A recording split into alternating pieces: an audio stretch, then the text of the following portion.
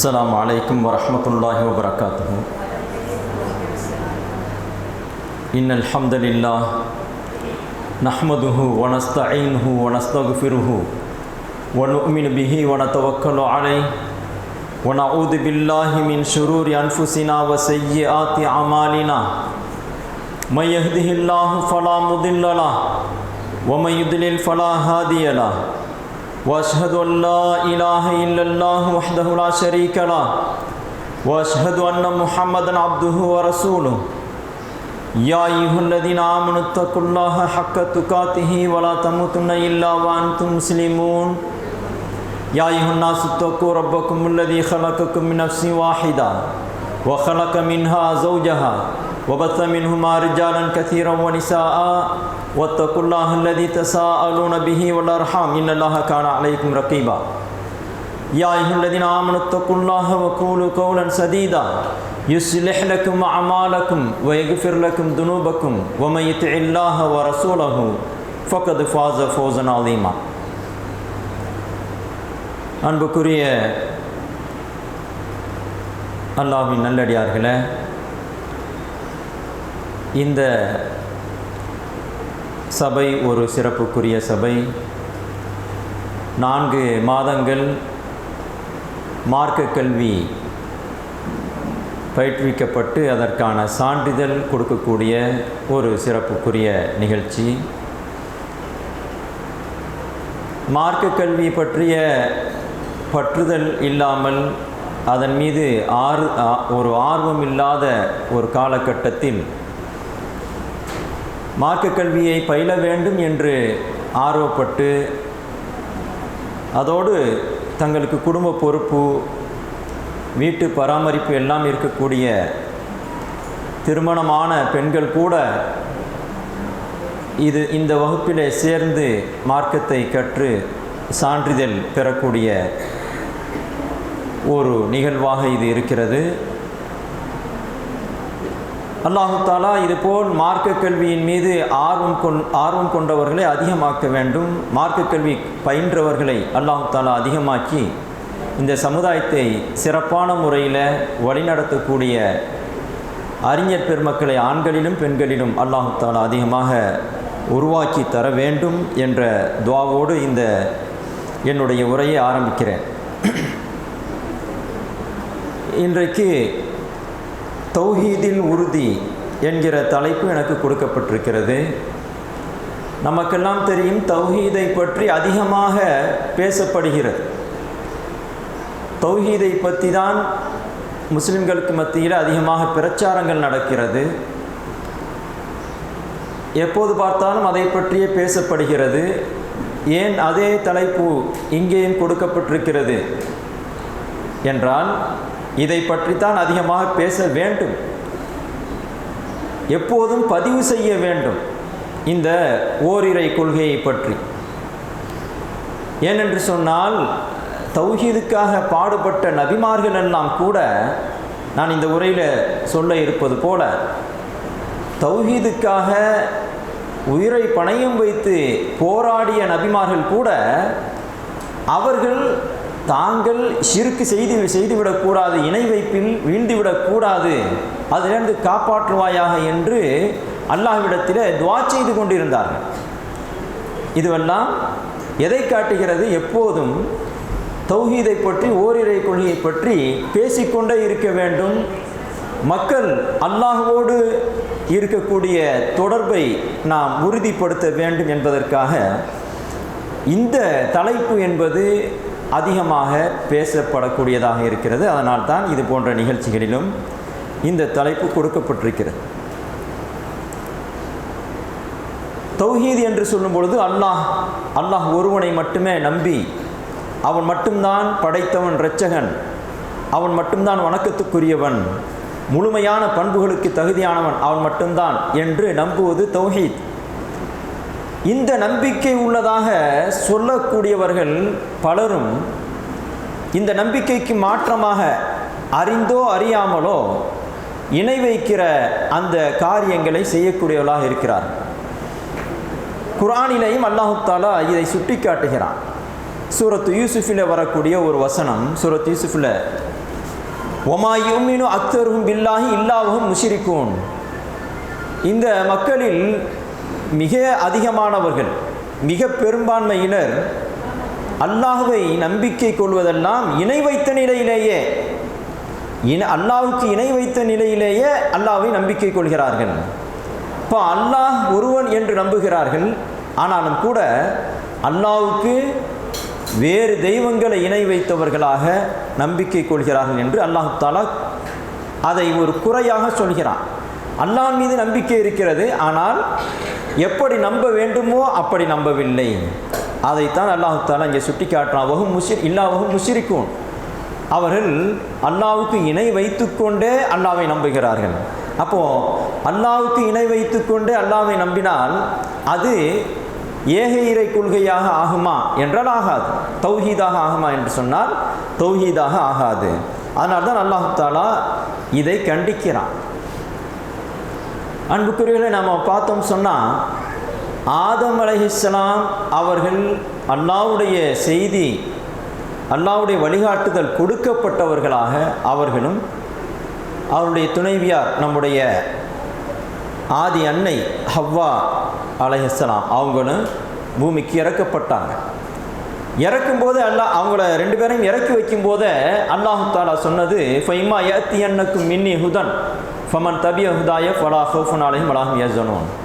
நீங்கள் எல்லாம் இறங்கி போங்க, உங்களுக்கு என்னுடைய வழிகாட்டுதல் வரும், அதை நீங்கள் பின்பற்ற வேண்டும் அப்படின்னு சொல்லிட்டு அல்லாஹ் தஆலா சொல்லி அல்லாஹ் தஆலா பூமிக்கு இறக்கினான். அதை ஏற்றுக்கொண்ட மறுப்பவர்கள் இறை நிராகரிப்பாளர்கள், அவர்களுக்கு அல்லாஹ்வுடைய தண்டனை உண்டு என்றெல்லாம் சொல்லி அல்லாஹ் தஆலா அனுப்பினான். அப்போது ஆதம் அலைஹிஸ்ஸலாம் அவங்களை பூமிக்கு இறக்கும் போதே அவனை மட்டும் வணங்க வேண்டும், அந்த வணக்கம் எப்படியெல்லாம் செய்யப்பட வேண்டும், நீங்கள் உங்கள் மூலமாக உருவாகக்கூடிய சந்ததிகள், முதல் சமுதாயம் மனித சமுதாயம், அவர்களுக்கு நீங்கள் வழிகாட்ட வேண்டும், என்னென்ன சட்டங்கள் எல்லாம் இருக்கிறது, அப்போதைக்கு தேவையான சட்டங்களை அல்லாஹ் தஆலா இறக்கி வச்சான். ஆக அப்படி இறக்கி வச்ச அடிப்படையில் அல்லாஹ்வை மட்டுமே நம்பக்கூடிய சமுதாயமாக அந்த சமுதாயம் இருந்துச்சு. அதாவது ஆதம் அலைஹிஸ்ஸலாத்துக்கு பிறந்த பிள்ளைகள், அவர்கள் பெற்ற பிள்ளைகள் என்று வழி வழியாக நூஹ் அலைஹிஸ்ஸலாமுடைய காலகட்டம் வரை எப்படி சொல்லப்படுகிறது என்று சொன்னால் 10 ஜெனரேஷன், 10 தலைமுறை மக்கள் வாழ்ந்தார்கள். ஆதம் அலைஹிஸ்ஸலாத்திற்கு பிறகு நூஹ் அலைஹிஸ்ஸலாம் அவர்கள் வரை. நூஹ் அலைஹிஸ்ஸலாம் அவர்கள் பிறந்து அவர்கள் இருக்கக்கூடிய அந்த காலகட்டத்திலே தான் இணை வைப்பு தோன்றி இருந்தது. எப்படி குர்ஆனில் அல்லாஹ் தஆலா சொல்கிறான் பாருங்க, நூஹ் அலைஹிஸ்ஸலாம் அவர்கள் கூட்டத்தார் வணங்கிக்கிட்டு இருந்த அந்த, அதாவது சிற்பங்கள் சிலைகளை கூடாது, அல்லாஹ் அல்லாத எவரையும் வணங்கக்கூடாது என்று பிரச்சாரம் செஞ்ச நேரத்தில் அதுக்கு மறுப்பு சொன்ன அவங்களுடைய கூட்டத்தார் எப்படியெல்லாம் பேசினார்கள் என்பதை சொல்லும்போது ஒரு வசனம் அல்லாஹ் தஆலா சொல்லி காட்டுறான். ஓ காலுலா ததருன்ன ஆலிஹத்தக்கும் வலா ததருன்ன வத்தன் வலா சுஆன் வலா யகுஸ வ யஊக நஸ்ரா வ நஸ்ரா. என்ன சொல்லிக்கிட்டாங்கன்னா, அதாவது நூஹ் அலைஹிஸ்ஸலாம் அவங்க இந்த பல தெய்வ நம்பிக்கை கூடாது, அல்லாஹ் அல்லாத யாரும் இறைவனாக ஆக முடியாது, வணக்கத்துக்கு தகுதியானவங்களாக ஆக முடியாது, அதனால் இதை விட்டுருங்க, இது பெரும்பாவம் அப்படின்னு சொல்லிட்டு சொல்லும்போது அவங்க நூஹ் அலைஹிஸ்ஸலாத்துக்கு மறுப்பு சொன்னதோட அங்கே அதில் உள்ள பெரிய ஆட்கள் என்ன செய்கிறாங்க, அவங்களுடைய மக்களுக்கு இந்த ஷிர்க்கை ஊக்குவிக்கிற விதத்தில் இப்படி சொன்னாங்களாம். லா ததருன்ன ஆலிஹத்தக்கும், உங்களுடைய தெய்வங்களை நீங்கள் விட்டு விடாதீர்கள், வலா ததருன்ன வத்தன், வத்துவையும், வத்துங்கிறது ஒரு அவங்க வச்சிருந்த ஒரு தெய்வத்துடைய பேர், வலா சுவான், சுவாவையும், வலா யகூசையும், வலா யஊக வனஸ்ரா, யஊக்கையும் நஸ்ரையும் விட்டு விடாதீர்கள் அப்படின்னு சொல்லிட்டு அங்கே இருந்த பெரியவர்கள் தங்களுடைய மக்களை தங்களுடைய அந்த வழிகேட்டிலேயே வச்சிருக்கணுங்கிறதுக்காக தங்களுக்குள்ளே சொன்னதை அல்லாஹ் தஆலா சொல்லி காட்டுறான். இந்த இங்கே சொல்லப்படுத பேர் வத்து சுவாவு யகூசு யஊக்கு நஸ்ரு இப்படியெல்லாம் சொல்லப்படக்கூடியவர்கள் யார் என்பதை இப்னு அப்பாஸ் ரலியல்லாஹு அன்ஹு ஒரு விளக்கமாக சொல்கிறார்கள். என்னன்னு சொன்னால், அது வெறும் சிலைகள் கிடையாது, கற்பனையாக வடிக்கப்பட்ட சிலைகள் கிடையாது. இப்னு அப்பாஸ் ரலியல்லாஹு அன்ஹு சொல்கிறாங்க, அந்த ஜெனரேஷனுக்கு முன்னாடி வந்த முந்தைய காலகட்டத்தில் வாழ்ந்த நல்லடியார்கள், இபாது சாலிஹீன் நல்லடியார்கள், அந்த நல்லடியார்கள் மௌத்தா போனாங்க. ஒவ்வொருத்தராக ஒவ்வொரு கட்டத்தில் மௌத்தா போகிறாங்க. மௌத்தா போயிருக்கும்போது இங்கே சொல்லப்பட்டிருக்கக்கூடிய வத்து சுவாவ் யகூத் யவுக் நசிர் இந்த மாதிரி ஆட்கள் மௌத்தா போன பிறகு ஷைத்தான் மூலமாக அவர்களுக்கு சொல்லப்படுகிறது. என்னன்னு சொன்னால், அதாவது ஷைத்தான் உணர்வு அவங்களுடைய உள்ளத்தில் போட்டிருக்கலாம் அல்லது நேரடியாக பேசியிருக்கலாம். மனித வடிவத்தில் இவங்கெல்லாம் ரொம்ப பெரிய நல்லடியார்களாக இருந்தாங்க, அல்லாஹ்வுக்கு நெருக்கமானவங்களாக இருந்தாங்க. நம்ம அவங்க மௌத்தா போனோன்னே அப்படி விட்டுட்டோம். அவங்களுடைய உருவமெல்லாம் நம்முடைய சிந்தனையிலேருந்து மறைஞ்சு போயிடும். அடுத்து வர்ற சமுதாயத்துக்கு தெரியாது, அடுத்து வர ஜெனரேஷனுக்கு தெரியாது எவ்வளோ பெரிய நல்ல ஆட்கங்கிறது. அதனால் அவங்களுடைய வடிவத்தை உருவாக்கி நம்ம வச்சுக்கிறோன்னா, சிற்பங்களாக வச்சுக்கிறோன்னா அப்படின்ட்டு ஒரு ஐடியாவை இந்த இப்லீஸ் போடுறான். அது சரிதானே அப்படின்னு சொல்லிட்டு அவங்களுடைய வடிவங்களை அவங்க மாதிரியான தோற்றத்தை சிற்பங்களாக செஞ்சு ஒரு ஞாபகார்த்தத்துக்காக தான் வச்சாங்களாம். இப்னு அப்பாஸ் ரலியல்லாஹு அன்ஹு சொல்கிறது ஞாபகார்த்தத்துக்காக தான், அவங்கள வணங்குறதுக்காக வைக்கல, ஞாபகார்த்தத்துக்காக. பெரிய நல்லடியார்கள், உயர்ந்தவங்க, வழிகாட்டிகளாக வாழ்ந்தவங்க, அவங்கள ஞாபகப்படுத்தின அப்படிங்கிறதுக்காக வச்சது. அந்த வச்சாங்கல்ல, உருவாக்குனாங்கல்ல அந்த சிற்பங்களை, அந்த ஜெனரேஷன் மௌத்தா போன பிறகு அவங்க சும்மா இது நம்முடைய மூதாதையர்களை நினைவுபடுத்திக் கொள்வதற்காக நல்லடியார்களுடைய வழியை நாமும் பின்பற்றுறதுக்காக வச்சது அப்படிங்கிறது தான் அவங்களுடைய எண்ணம். ஆனால் அந்த ஜெனரேஷன் மௌத்தா போன பிறகு அதுக்கு பின்னாடி வந்த தலைமுறை என்ன செய்கிறாங்க சொன்னால் வேறு மாதிரி மாற்றுறாங்க.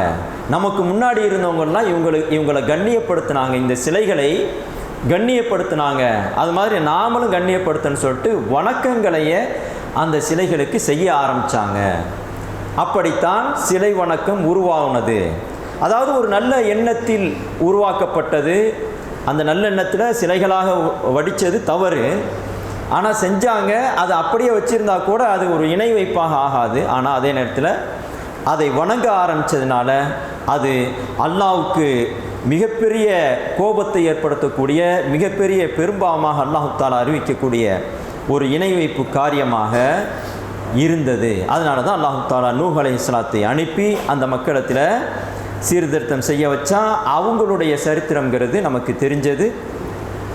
பெரும்பான்மையான பேர் ஏற்றுக்கிறல, ரொம்ப கம்மியான பேர் ஏற்றுக்கிட்டாங்க.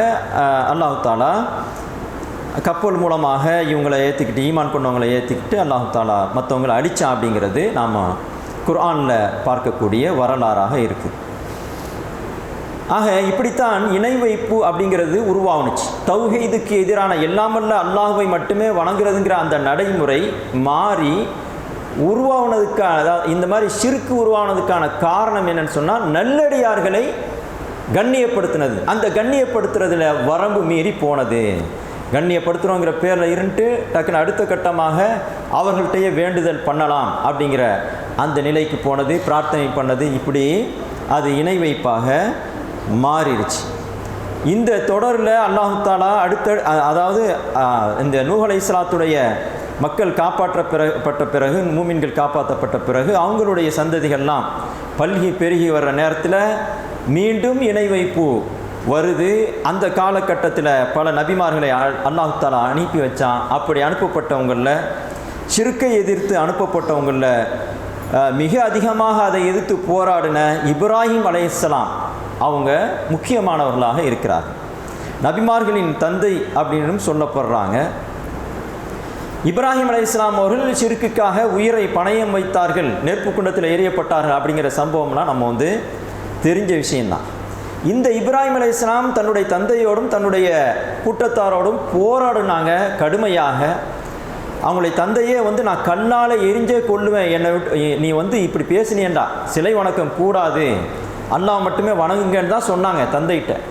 நீ இதையே பேசிக்கிட்டு இருந்தீங்கன்னு சொன்னால் நான் கண்ணாலேயே எரிஞ்சு கொள்ளுவேன் ஒன்று பேசாமல் இரு, அல்லது என்கிட்டேருந்து எங்கேயாவது போயிடு அப்படின்ட்டு சொன்னதுக்கப்புறம் அங்கேருந்து விலகி இப்ராஹிம் அலைஹிஸ்ஸலாம் போனாங்க. போய் அவங்க எங்கெங்கெல்லாம் போகிறாங்களோ அங்கெங்கெல்லாம் இந்த ஏக இறை கொள்கையை பிரச்சாரம் செஞ்சாங்க. அப்படி நமக்கு தெரியும், அவங்க உயிரே போனாலும் பரவாயில்லை, ஏக இறை கொள்கையை விட மாட்டேன், அதை நான் போதிக்க தான் செய்வேன் அப்படிங்கிறதுல உறுதியாக இருந்தாங்க. அவங்களுடைய சரித்திரத்தை நம்ம சின்ன பிள்ளையிலேருந்து பாலர் பாடமாக படிச்சுக்கிட்டு இருக்கோம். இப்போது அந்த ஷிர்க்கை எதிர்த்து ஓரிரை கொள்கையை உறுதியாக அதை பிரச்சாரம் பண்ணுறதுல உறுதியாக இருந்த கடுமையான நிலைப்பாடு எடுத்த அந்த இப்ராஹிம் அலைஹிஸ்ஸலாம் அவங்கள்ட்ட ஷிர்க்கு வருண்டு யாராவது சொல்ல முடியுமா? பயப்பட முடியுமா?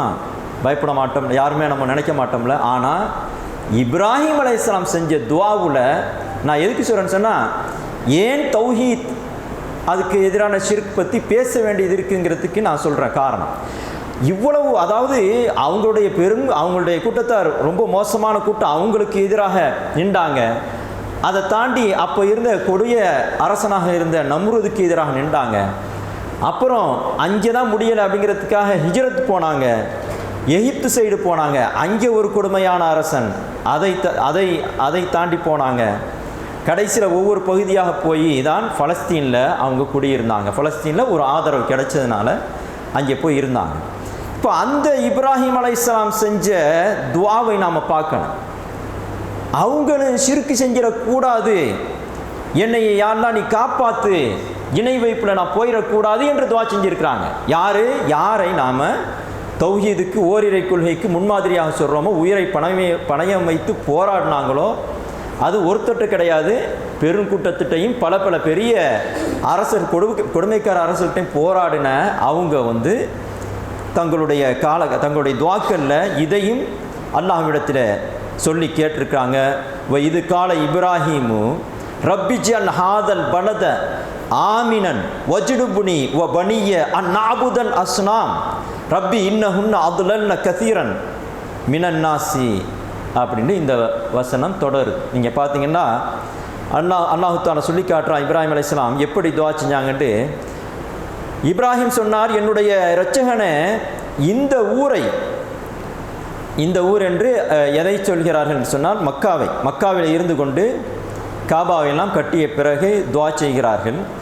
ஹாதல் பலத ஆமினன், இதை ஒரு பாதுகாப்பான அமைதியான நகரமாக இந்த நகரத்தை ஆக்கி வைப்பாயாக. இது ஒன்று. வஜ்னுபுனி வ பனிய அன் நஅபுதல் அஸ்னாம், என்னையும் என்னுடைய பிள்ளைகளையும் சிலைகளை வணங்குவதை விட்டும் தூரமாக்கி வைப்பாயாக.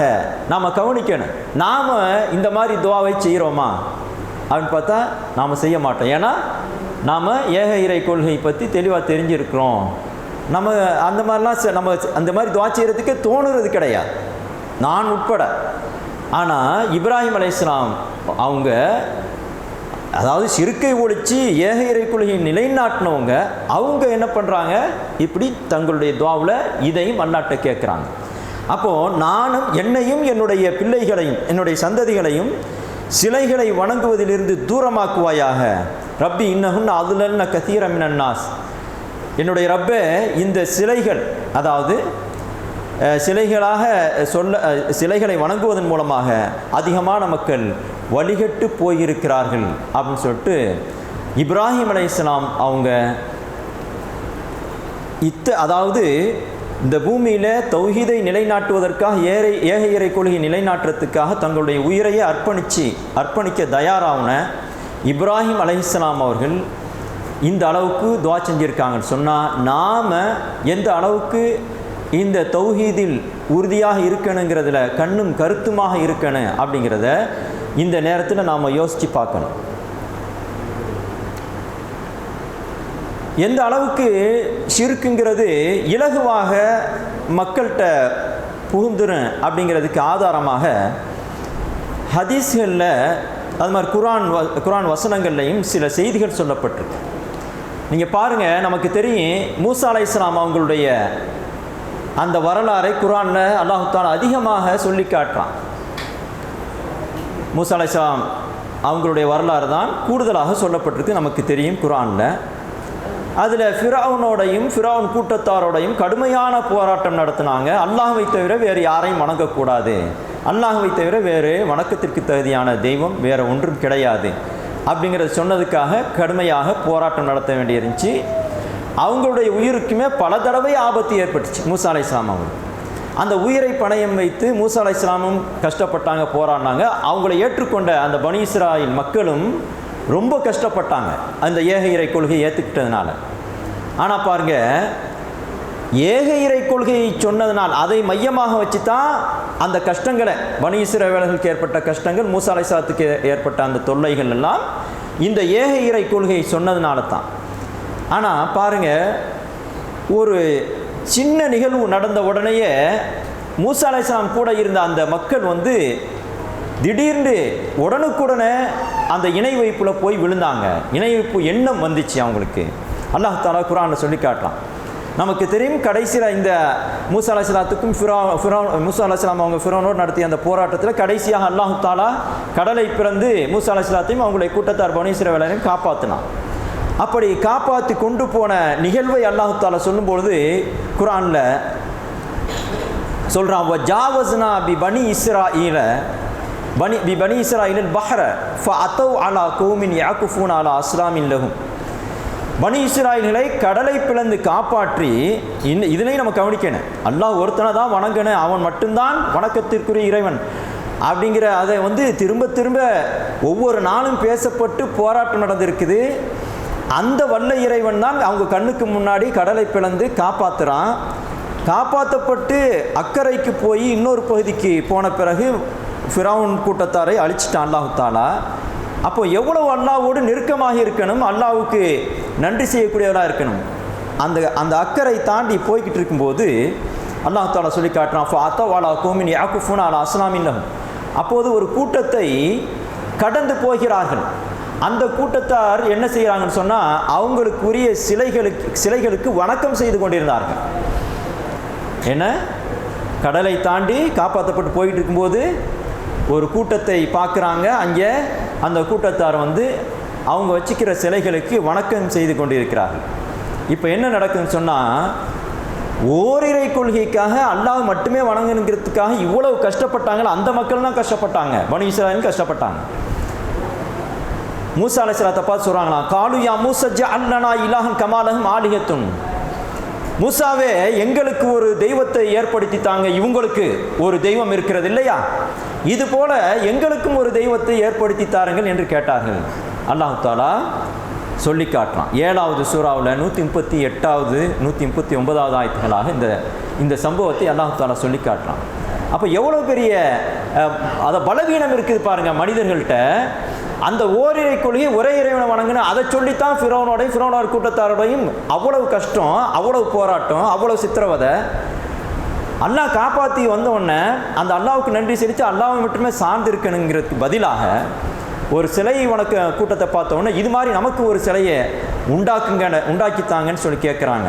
இப்படி கேட்டவுடனே மூசா அலைஹிஸ்ஸலாம் ரொம்ப மனம் நொந்து போய் மூசா அலைஹிஸ்ஸலாம் சொன்னாங்களாம், கால இன்னக்கும் கௌமுன் தஜ்ஹலூன், நீங்கள் மூடத்தனமான கூட்டமாக இருக்கிறீங்க, நீங்கள் மூடத்தனமான கூட்டமாக இருக்கிறீங்க. இன்ன ஹாவுலை முத்தப்பரும் மா ஃபீஹி பாத்திலு மா காணி யாமலூன். இவர்கள் எந்த கொள்கையில் இருக்கிறார்களோ, அதாவது இந்த சிலை வணக்கம், இது அழியக்கூடியதாகும், இவர்கள் செய்து கொண்டிருப்பதெல்லாம் அசத்தியம், இதை பார்த்து நீங்கள் ஆசைப்படலாமா என்று சொல்லி மூசா அலைஹிஸ்ஸலாம் கண்டித்ததாக அல்லாஹ் தஆலா குர்ஆனிலே சொல்லி காட்டலாம். அப்போ என்ன தெரியுது, அதாவது உயிரை பணயம் வைத்து சித்திரவதைப்பட்டாங்க தௌஹீதுக்காக, ஓரிரை கொள்கைக்காக.